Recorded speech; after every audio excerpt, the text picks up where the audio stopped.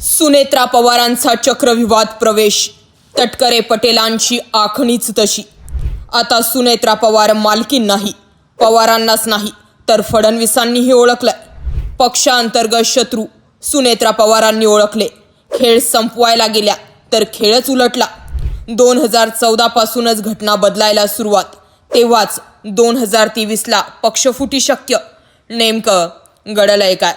राज्याच्या राजकारणात अनेक मोठमोठ्या घडामोडी घडल्या. 26 फेब्रुवारीला सुनेत्रा पवारांची राष्ट्रीय अध्यक्षा म्हणून निवड झाली.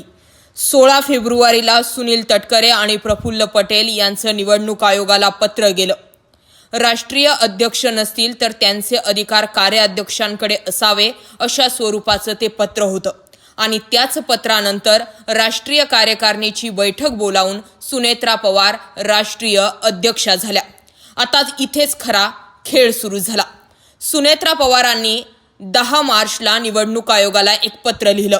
त्या पत्रामध्ये 28 जानेवारी नंतर म्हणजेच अजित पवार यांचं निधन झाल्याच्या दिवसापासून तर आत्तापर्यंत झालेला कोणताही पत्रव्यवहार वैध ठरू नका अशा स्वरूपाचं पत्र निवडणूक आयोगाला लिहिलं.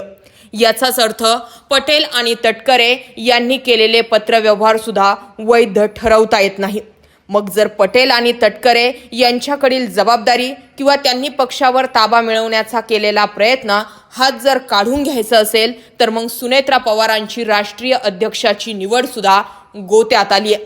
म्हणून मी सुरुवातीलाच म्हटलं की सुनेत्रा पवारांनी अशा चक्रव्यूहात प्रवेश केलेला होता की सुनील तटकरे आणि प्रफुल्ल पटेल यांना कल्पना होती हे चक्रव्यूह आहे. हे सुनेत्रा पवारांना जोपर्यंत समजेल तोपर्यंत वेळ निघून गेलेली असेल. एवढंच काय तर पार्थ पवारांची राज्यसभेवर जाणारी अडचण सुद्धा आता तयार होताना दिसत आहे.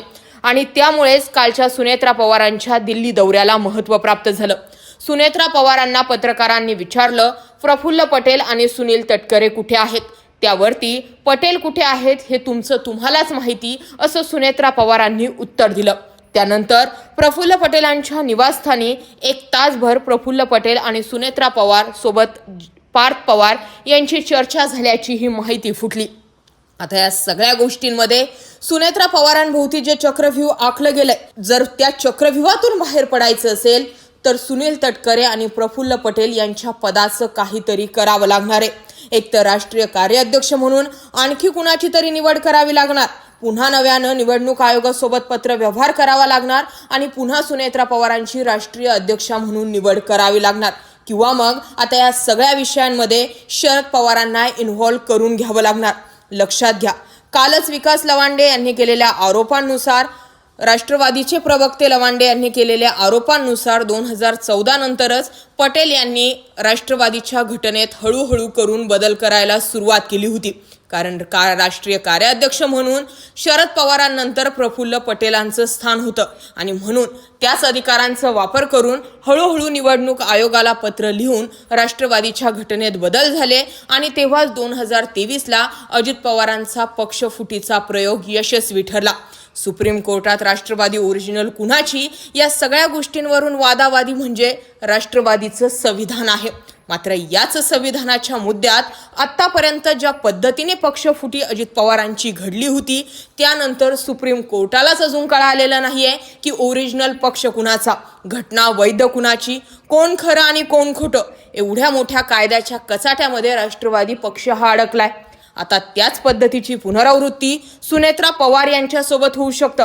जर सुनेत्रा पवार यांनी दिलेलं पत्र वैध ठरवायचं तर मग कार्याध्यक्ष किंवा पटेल तटकरे यांनी बोलवलेली राष्ट्रीय कार्यकारिणीची बैठक सुद्धा इनव्हॅलिड ठरवली जाते. आणि जर बैठकच इनव्हॅलिड आहे तर सुनेत्रा पवारांचं राष्ट्रीय अध्यक्षपदही इनव्हॅलिड आहे. आणि मग राष्ट्रीय अध्यक्षपदच इनव्हॅलिड आहे तर मग सुनेत्रा पवारांनी निवडणूक आयोगाला लिहिलेल्या पत्रामध्ये सुनेत्रा पवारांचं स्थानच निश्चित होत नाहीये. त्यामुळे हे असं चक्रव्यूह आखलं गेलंय की हे देवेंद्र फडणवीसांनी ओळखलंय. आता सगळ्यात महत्त्वाचा ट्विस्ट यामध्ये काय होणार आहे तुम्हाला माहिती आहे? या सगळ्या राजकारणामध्ये सुनेत्रा पवार यांची आणि देवेंद्र फडणवीसांची बैठक लागेल. पटेल तटकरेंबाबत सेट झालेले नॅरेटिव्ह हे जर पक्षांतर्गत असेल तर फडणवीस जास्त काही डोकं घालणार नाही. पण पटेल आणि तटकरेंना नाचवणाराच जर भाजप हा पक्ष असेल तर फडणवीस पटेल आणि तटकरेंच्या बाजूने उभे राहतील आणि त्याचा पर्याय असा असेल की हे विलिनीकरण होणार नाही. थोडक्यात काय तर या सगळ्या गोष्टीच्या शेवटाला पटेल आणि तटकरे तर एक्सपोज होतील, मात्र सुनेत्रा पवारांना दिसून आंधळं आणि ऐकून बहिरं बनावं लागणार आहे. या सगळ्या राजकीय घडामोडींमध्ये आणखी मोठमोठ्या घडामोडी होण्याच्या शक्यता नाकारता येत नाहीत. कारण रोहित पवार, शरद पवार यांनी विलिनीकरणाचा मुद्दा अगदी शेवटापर्यंत आणून ठेवला.